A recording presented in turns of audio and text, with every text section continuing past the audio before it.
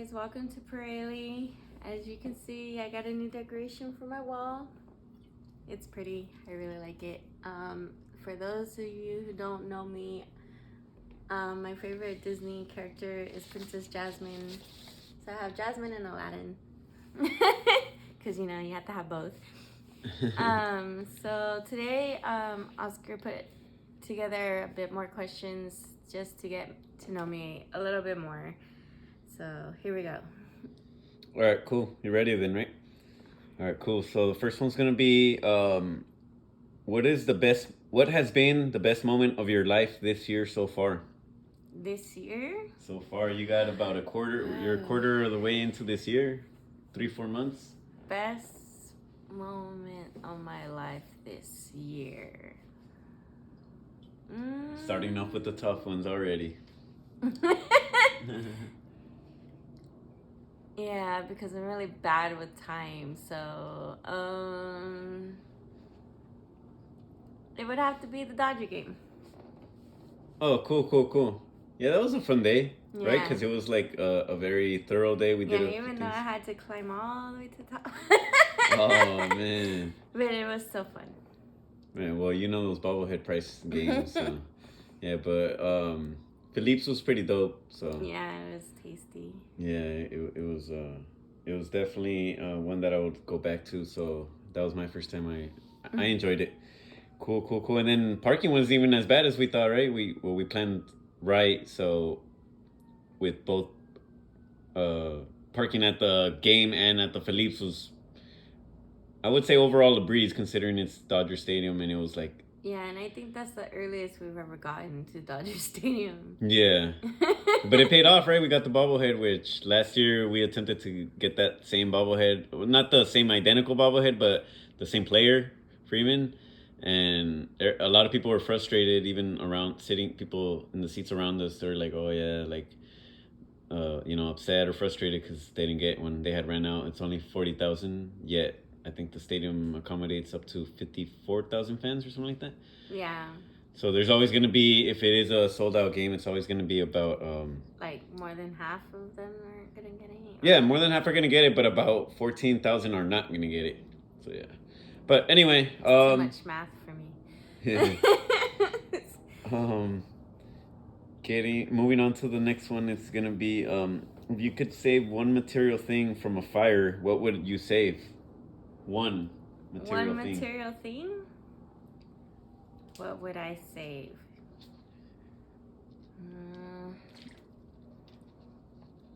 One material thing, what would I save? Man, it's a lot. Let me see. I'm gonna look. What would I save? Let's see, besides you? No, I think it's material. You're a person. Am I a thing? No, you're a person. Material. Probably the first thing you ever tagged me. Really? Yeah. Oh, so just like the paper bag. The paper bag where I got you that gift. That's basically. Yeah, with my name tagged. That you tagged. Wow, so a piece of paper, huh? Yeah, because it was the first one you ever made me. Man, I thought you were gonna save my projector, man. Oh, what? No, that's not mine. Oh, shit. I mean, but it doesn't say it has to belong to you, right? It says if you would save one material thing, yeah. Oh, man. That has no value to me. Man. Well, that'll be the one I take then. Yeah. So and it also wouldn't be your Princess Jasmine above you? I would, but like I can also replace that one. I can't replace the first thing you ever gave me. Right. Okay. Got you. All right. Cool. Moving on to number 3. What's the best piece of What's the best piece of advice you've been given? I'm sorry. Did you understand that? Yeah. Yeah. The best piece of advice you've been given, not that you've given, but that you've received. In other words.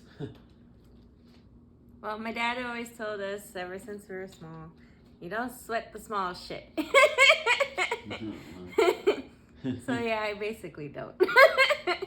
I'm like, okay, whatever. Got you. That would be the best piece of advice? At least off the top of your head then, right? Yeah. Okay. I think that one stuck with me. That one and the one where he's always like instilled in us like we never give up. You always keep going. Like no matter what happens, you get up. Oh, that one's cliche though. Yeah, you get up. Everyone gets that. There's no such thing as can't. You just keep going. All right. Well, I guess that works. What's the biggest misconception other people in the office or / your job have about you? And if they currently don't have one, then maybe in more recent jobs, preferably. Biggest misconception about you at the office or at the job, however you want to phrase that. I would say that I'm mean. I think it's because I'm always like very like when it comes to my jobs I'm very serious. But right now, because I guess it depends on what atmosphere I'm in right now. I work with kids, so I'm not as serious. I'm more like bubbly because kids. Bubbly and playful. Yeah, because kids bring that out of you, and I play with them like to entertain them so they don't get bored. But yeah, I think like with previous jobs, because I had like management jobs, I had to be more strict. Right. So I could be more like less caring about how they feel, but in reality I do care. But then at the same time I'm like, okay, well, when you leave this job, the world doesn't really care about how you're feeling. You just need to get the job done. True that. So I'm like training them for life. True that. Yeah, I could see that because I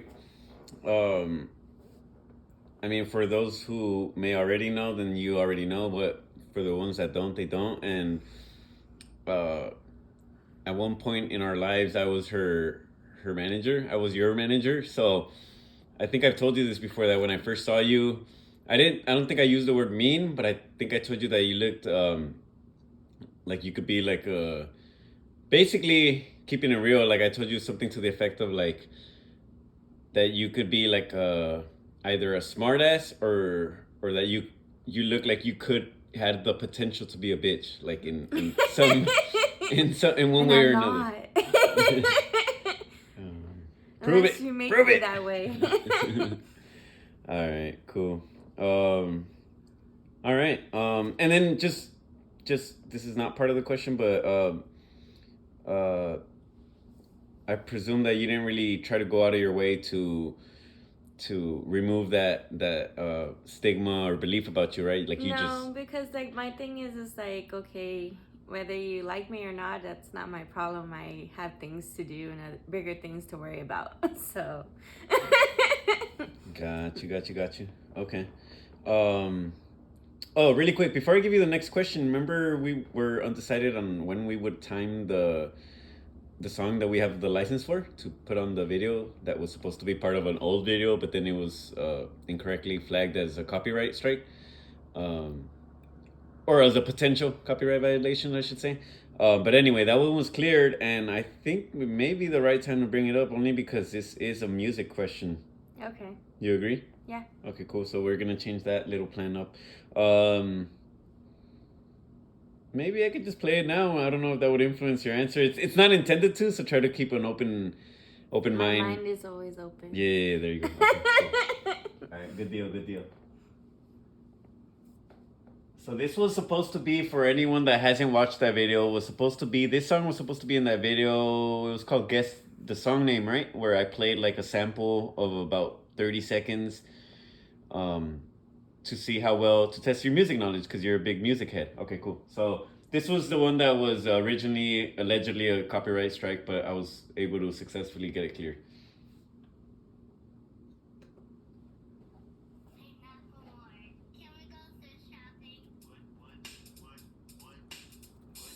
I like that song. I actually have it on my phone. Yeah. The All right. thrift shop. Yeah. So you would have known, right, that day? Oh, man. All right, so the question is, what was the best decade for music? I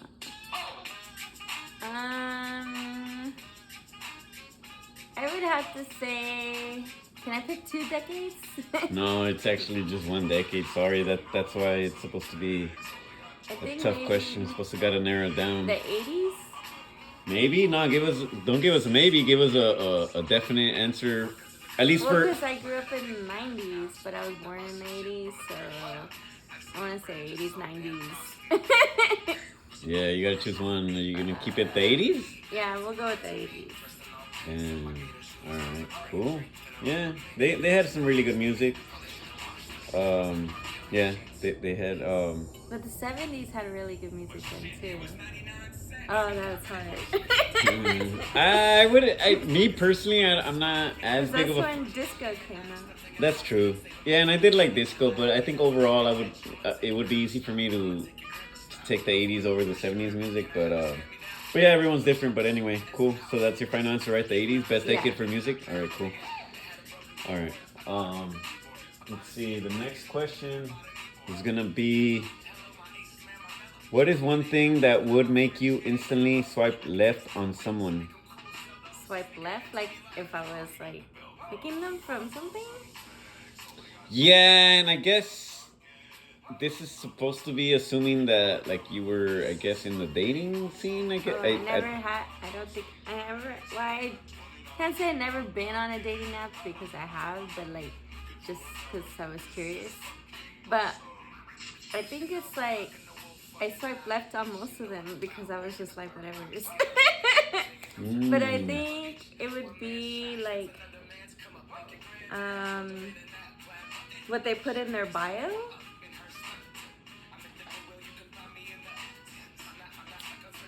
What they put in their bio? Yeah. Or if like their. But then it says, what would make you instantly? Oh, okay. I guess that could still work as an answer. Yeah, because you have to read the bio, right? Yeah. So say you read the first like little paragraph, and based on whatever that might disclose, that would potentially cause you to instantly swipe. Oh, okay. Yeah, we could take that one. All right, cool. Well, let me put you a little bit more on the spot. So give us an example of one time that you did. I think you mentioned that you once did it just for. Gosh. That was like for a bored. long time ago. Yeah, just one that you were like, okay, I saw this in his bio, and it was like, yeah, nah, I'm not with that. I can't even remember, because it was so long ago. Oh, okay. Well, assuming we weren't a couple, what do you think nowadays you would maybe see in a bio that you would be like, oh yeah, I can't do that? Someone that says, bro.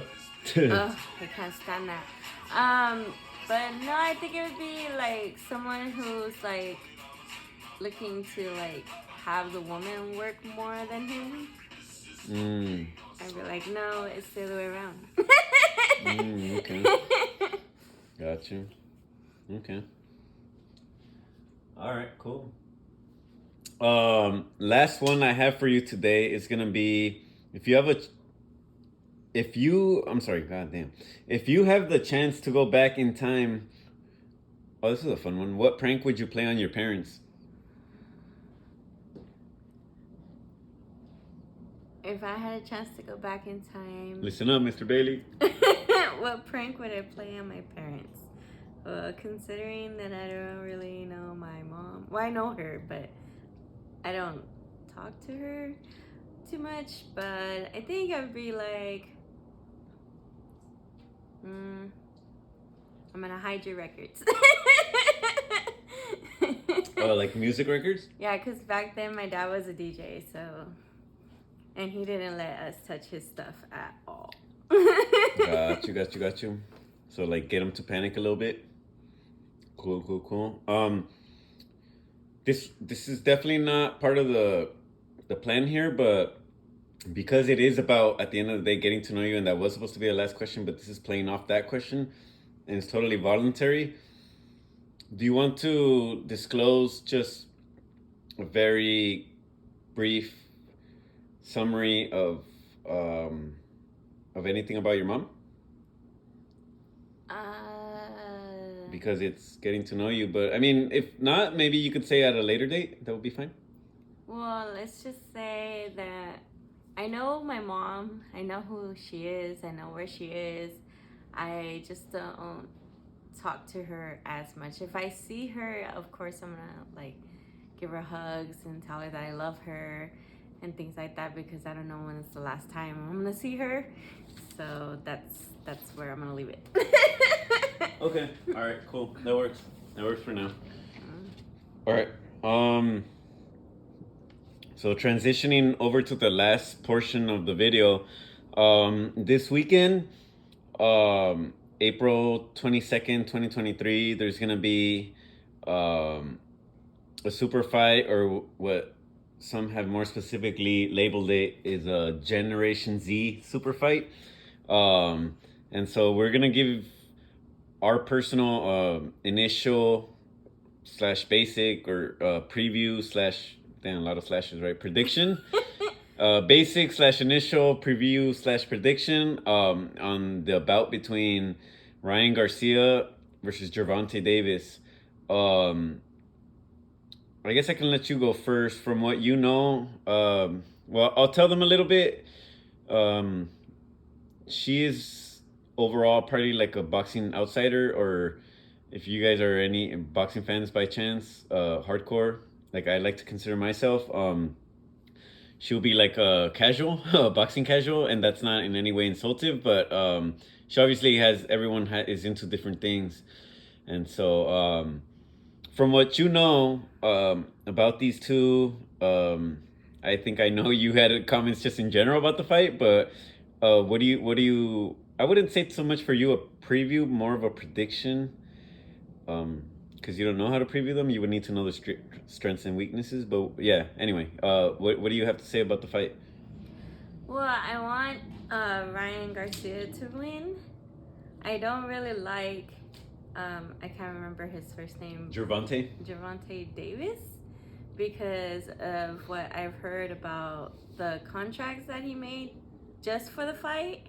And I feel like it's very coward of him to put those restrictions on him, considering that he calls himself a tank. A tank is very indestructible, so he should be able to bulldoze through him, whether he has restrictions or not. So obviously he's not a tank if he's putting all these restrictions on Ryan. So I kind of want to see Ryan kick his butt. And that's want. Do you think, from what you see, maybe, I don't know, basing their physique or maybe their, what would be their seemingly confidence based on, like, I don't know, their gestures or for what you know, like, I think Ryan Garcia has what it takes to beat him. To pull it off? Because he's a slight underdog. He's not a massive underdog. He's a slight underdog. Yeah, because I feel like he has more to prove, so he's going to want it more. Right. Okay. That makes sense. Cool. All right.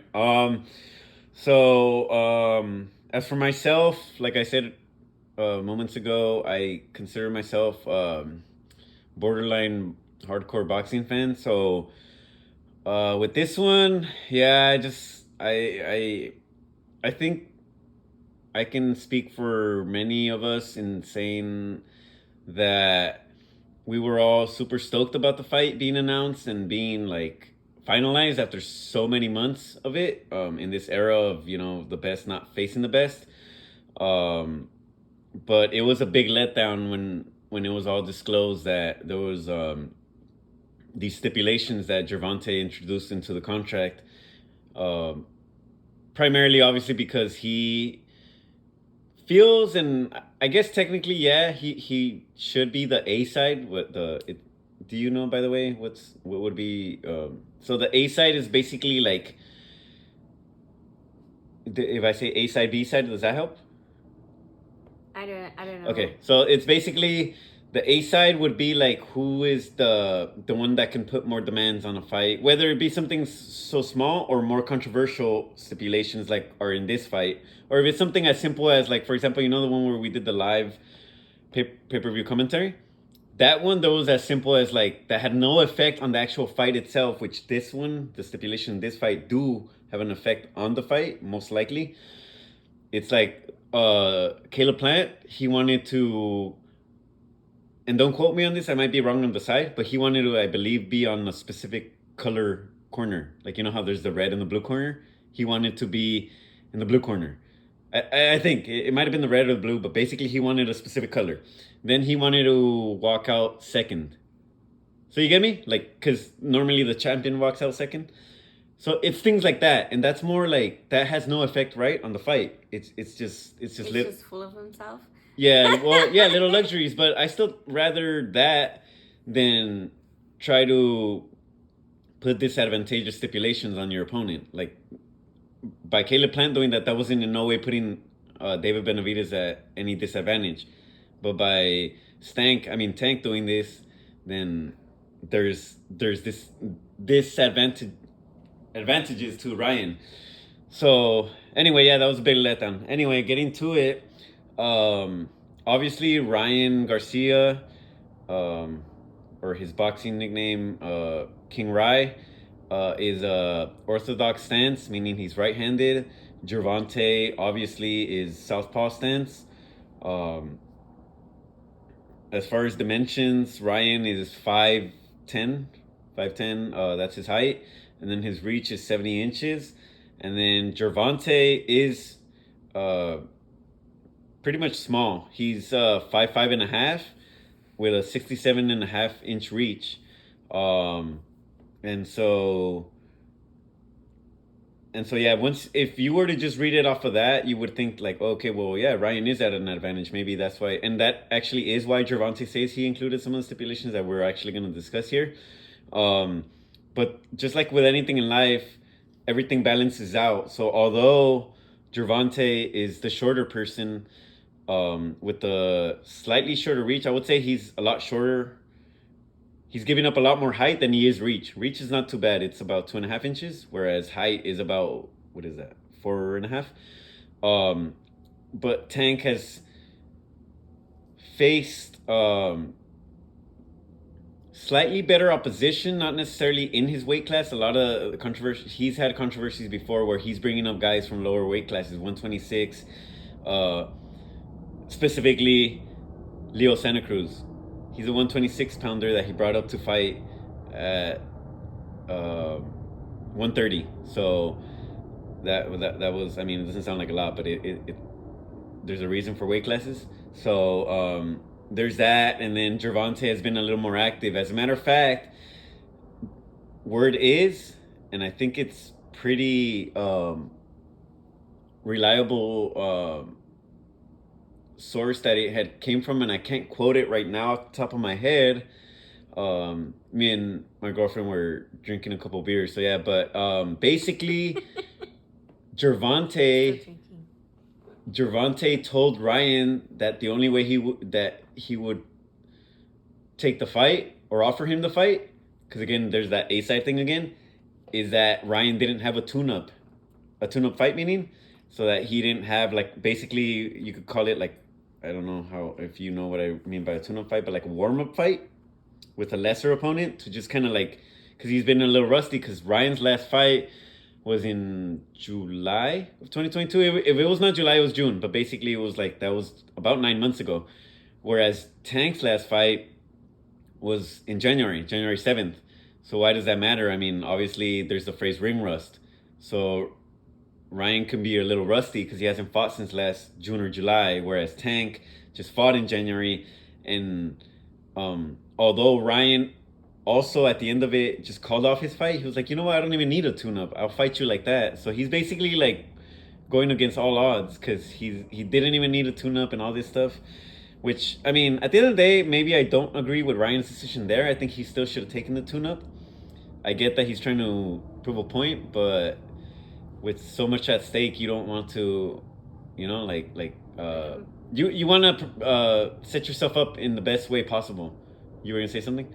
Yeah, but I mean, like even like you set a date for these fights, but they have all this time to train, so his training is not making him not rusty.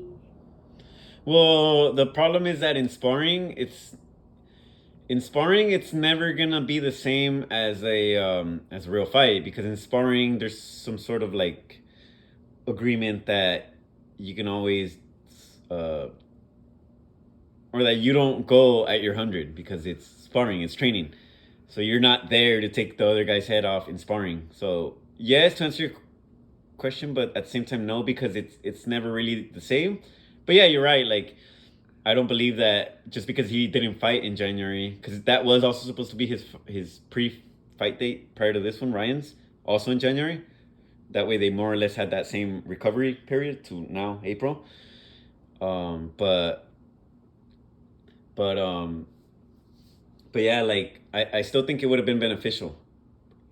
So like but I mean, there was someone who, oh my god, it was George Foreman that had like a 9 year layoff, the one back in the day, That and was way. he came back, and then after like 8 or 9 years, and he won the heavyweight championship. So it's possible, you know, and so we'll see, and so yeah. Anyway, this bout is for no belts. So although it's a super fight, it is no belts because uh, Tank's Burger King belt doesn't even count. The real champion of that division is Devin Haney, and so which he's another topic because he just beat one guy to get all those belts. He didn't collect all those belts, but anyway, that's another topic for another video. So, Devin Haney, well, no, not Devin Haney. Like getting back to Ryan and Gervonta, these guys at one point were part of what the boxing community regarded as the Four Kings, which originally stemmed from the '80s, which was when they had the original Four Kings of boxing. That when I read into it, it was like a certain journalist or analyst, boxing analyst or journalist that coined that phrase, and it was like because he was um trying, like it describes the extraordinary prowess that um like delighted fight fans like through the '80s, depending on like what each one had to offer. In this case, with the modern ones, with because back then it was Thomas Hearns, Roberto Duran, Sugar Ray Leonard, and Marvin Hagler. And nowadays it's the Four Kings up until like about 2021, where there was like a shakeup in where Teofimo pulled off the upset against Lomachenko, and then Cambosos also pulled off the upset against Teofimo, and then Devin Haney took the belts from that one guy, Cambosos. So the modern four kings, as they have labeled it in the boxing community, is these guys are two of the four. So it's Devin Haney, Teofimo Lopez, Gervonta Davis, and Ryan Garcia. Those are known as the Four Kings. So they adapted it to this era, and like, and they're all, yeah, because like, you know, like they all have slightly different styles. They might have similarities, but that there's always something that sets them apart, and even like by a stretch compared to everyone in their division. Like Devin Haney has like masterful defense. That's why some like, oh, is that the next Floyd, or is he like a imitation of Floyd type of thing? And then you got Teofimo, where he's very brash.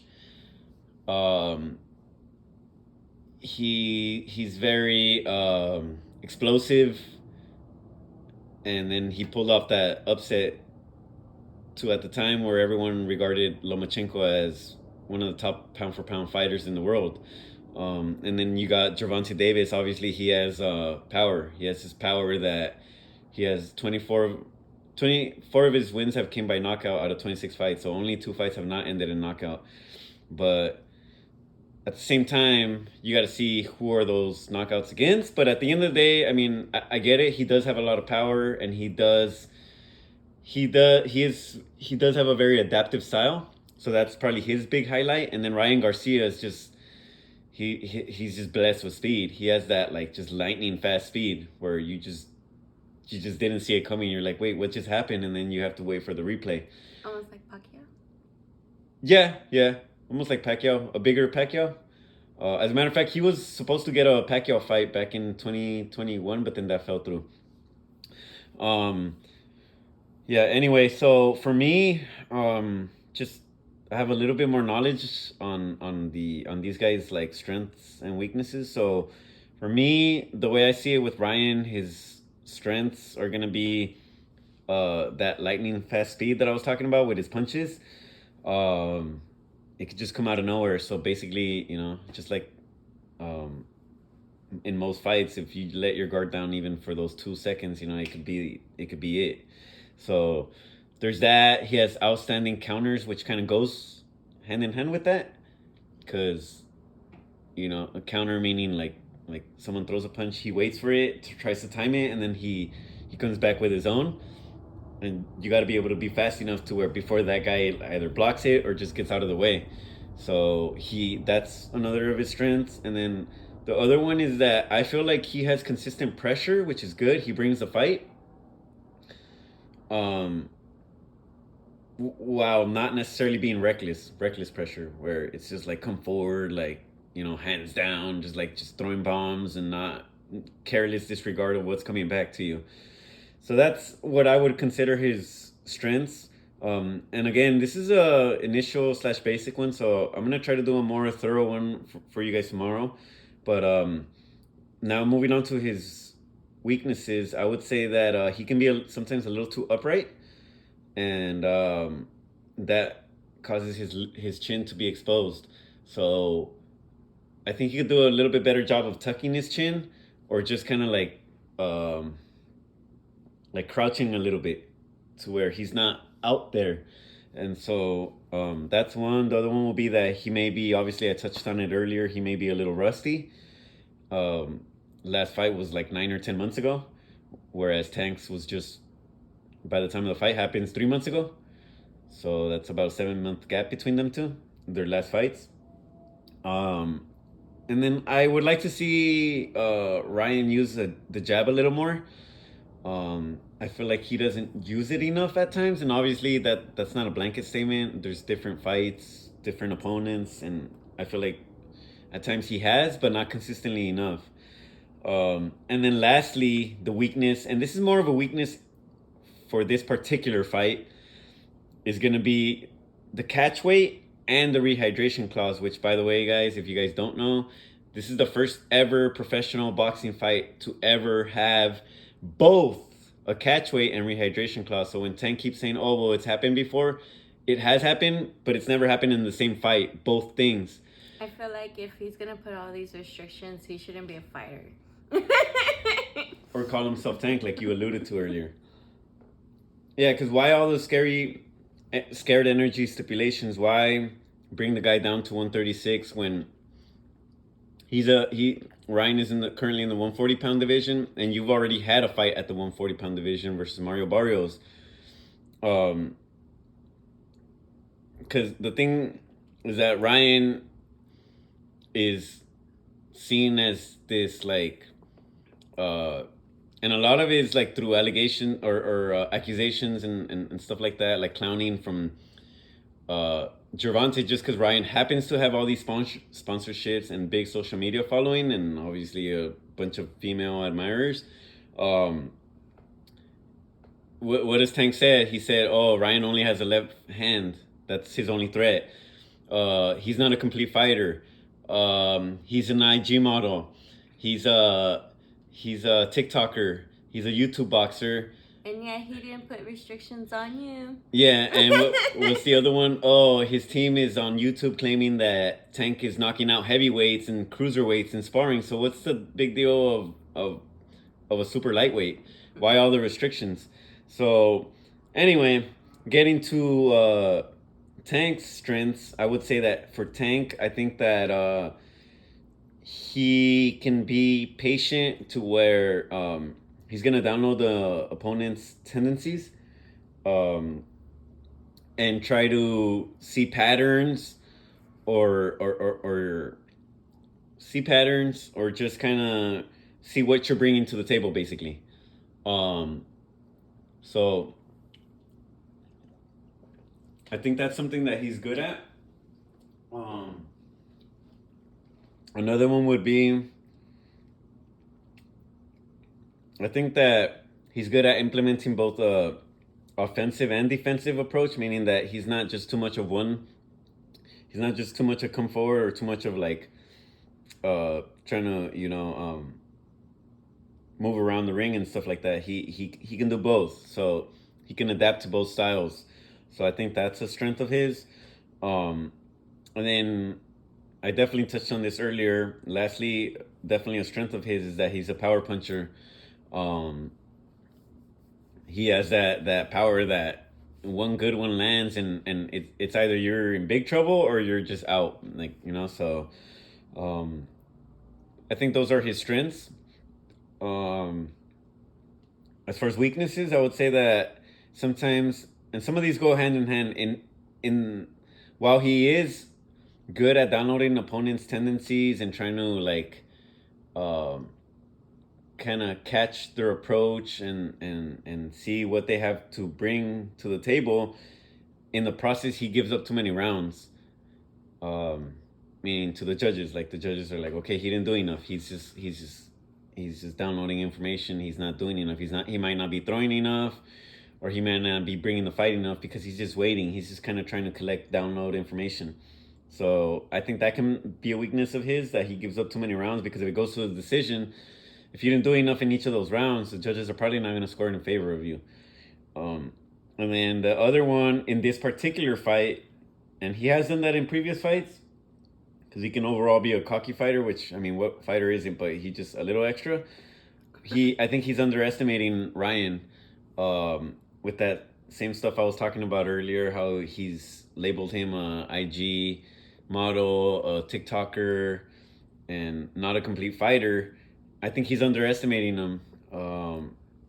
Ryan, and obviously in the sport of boxing, that's never a good thing. You never want to, even if it was not the sport, even if you're just on the street, you don't want to underestimate someone because they look small, or because they look frail, or because they look old, or how many times you guys came across these YouTube videos? It's like, an old senior citizen knocks out like 20-year-old trying to mess with him. So the last one for Tank, as far as weaknesses, I would say, I don't know, it might seem like an odd one to bring up, but I feel like he has gotten distracted during fights. Like, literally what I just said, like, distracted during the fight, meaning that if you guys noticed on the last fight versus Hector Garcia, there was some sort of a melee, I think that's how you pronounce that word, melee, or basically some sort of fighting going on in the crowd, and they're like definitely in the middle or something of that round. I think it was like the 7th or the 8th, and he literally catches wind of that there's this kind of like little massive little squabble going on in the front rows of the fight, and he turns and like basically he turns, like, so he takes his attention away from his opponent, and he just turns without the ref calling a pause to the action. He's very fortunate that Hector Garcia didn't jump on that, because at the end of the day, it's you keep your hands up at all time. You haven't seen that fight. Oh. At the end of the day, you keep your hands up. That's made very clear to you through in the pre-fight process. So I think if he does that with Ryan, and as long as the ref hasn't stopped the action, it would be totally in the right or legal for Ryan to take advantage of that situation. So I don't think he wants to get distracted with something like that. Like, say there's another fight in the front rows of this, unless the ref stops it, he's going to be subject to whatever Ryan wants to do. So that's obviously a weakness. Like, how the hell are you going to get distracted in a professional boxing fight? What were you going to say? I feel like if Davis loses, he's going to find an excuse for every little thing why he lost. Because he seems like that kind of fighter. It really does. And at this point, more than just that kind of fighter, it brings the question, like, is he that kind of person? Meaning, like, outside of being a fighter, you know? But that's that's something that we don't know, but yeah, that's pretty much it. So for this one, for me, I would say that I definitely want Ryan to win. I don't know if you guys maybe got that feeling from how I was talking about Stank, but I want Ryan to win the fight. Do I think he will? I think he has a shot. I think originally it would have been a 50-50 fight, but with the stipulations, or disadvantageous stipulations to be more exact, I think it became more of a 60-40 fight in favor of Tank. But that just shows that, and that is what Ryan said, that he did what it took to get the fight made. And for those that are quick to judge and say, well, why is he dumb? Why did he sign those type of stipulations? He didn't have to sign. If he didn't sign, a lot of you guys, and not, or meaning just a lot of people would have been accusing Ryan of being a duck and of not wanting to fight and being scared. So, well, in actuality, Davis is scared because he's putting all these restrictions on him. Yeah, the scared energy stipulation. So, yeah, I do think Garcia has a chance to win. As far as for right now, I don't want to say whether by knockout or by decision, or even if I do predict a knockout, what round, until I see their weight, just because obviously Garcia, we need to see how they come in, particularly Garcia, into the weigh-in tomorrow, Friday, April 21st. So, but yeah, for right now, preliminarily, I'm going to choose Garcia to win. And so, yeah, like we told you guys earlier, we're definitely going to go ahead and do a more thorough one tomorrow. I'll probably be the one in front of the camera tomorrow. So, yeah, look forward to that, guys. Make sure you guys tune in. I'm not really that into boxing. I'm just like, okay. She's just there for the beer. I am here for the beer. Yeah. So with that being said, anything to end the video that you want to say? Any parting words or anything? Just want to say, make sure you guys comment, like, share this video. If you guys are having a good time today, make sure you be safe. No drinking and driving. For sure. No smoking and driving. Oh yeah, for any smokers out there, happy 420. So, yeah. So that's pretty much it. I hope you guys have a good night, and if you guys watch the fight, go ahead and comment your predictions in the comment section. All right. Peace out, y'all.